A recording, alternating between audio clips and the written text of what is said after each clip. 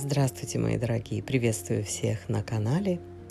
Это видео не про лайфхаки, не про маршруты и не про рейтинг мест, которые надо посетить. Я просто хочу вам показать один город, даже сказать правильнее городочек. Маленький, зеленый, позже он будет еще более зеленый. Он находится в горах Бельгии, в ее валлонской провинции Льеж. И называется он Спа. Да, вот тот самый, откуда пошло слово, которое мы сейчас практически везде встречаем, от отелей до кремов. В этот городок приезжали короли, аристократы лечились водой минеральной, которая здесь повсюду, а поэты писали стихи между сеансами, потому что принимали ванны, пили и, в общем, лечились этой водой. Спа стал курортом еще в XVI веке, а вода отсюда, она считалась волшебной. Ее называли «искрящаяся жизнь». Отсюда и пошло спа – место, где лечат водой. Мы пробовали эту воду, много ее пить не рекомендую, потому что из туалета потом не будете вылазить. Но на вкус она как немножко газированная, такая настоянная на гвоздях, очень железным вкусом вода.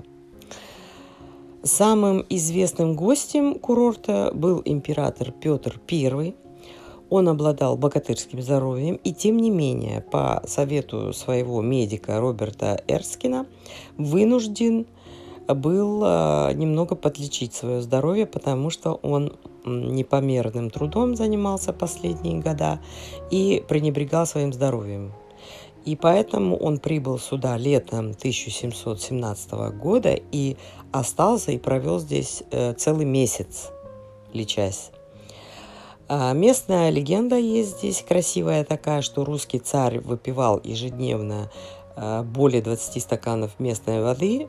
Мне, конечно, после кружечки как бы очень тяжело это представить, но, может, он и выпивал. И после каждого приема, этой минеральной воды он говорил спасибо. И этим очень веселил местных жителей.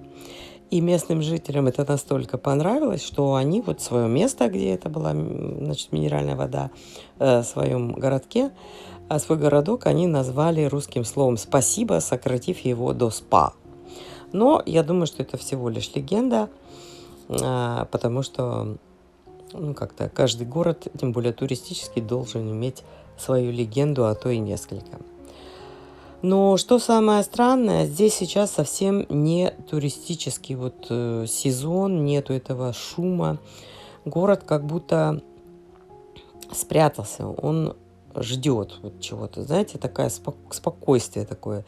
Ты идешь по улицам, гуляешь, идешь куда, это мое самое любимое занятие, куда глаза глядят, абсолютно незнакомые тебе места, и воздух как глоток воды, потому что горы вокруг, и свежий воздух тут. А сама вода здесь – это ритуал, конечно. Тут надо не просто ее пить, а надо остановиться, подумать, постоять, подышать этим воздухом или посидеть. В спа никто никуда не торопится. Мне вообще показалось, несмотря на то, что мы здесь были коротко, хотя я считаю, что 2-3 дня нужно здесь побыть минимально, что здесь время течет иначе, как вода из источника, медленно, но уверенно.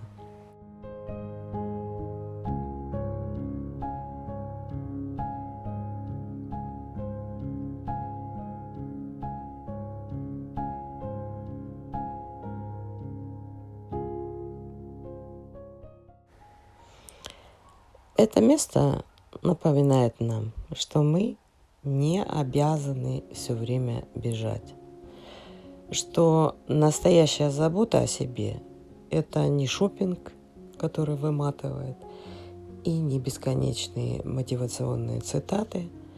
Это может быть просто чашка воды, в данном случае минеральной воды, тишина, лучи солнца и момент, когда ты себя ощущаешь, когда ты просто есть. Я не знаю, изменит ли спа чью-то жизнь, возможно ли это, или взгляды на жизнь, но мне он дал, несмотря ни на что, какую-то такую передышку, успокоение. Такую передышку, где нет слов «надо» или «успей что-то сделать». У тебя это уходит из головы. Только ты, теплый воздух, вода, которая течет здесь уже сотни лет.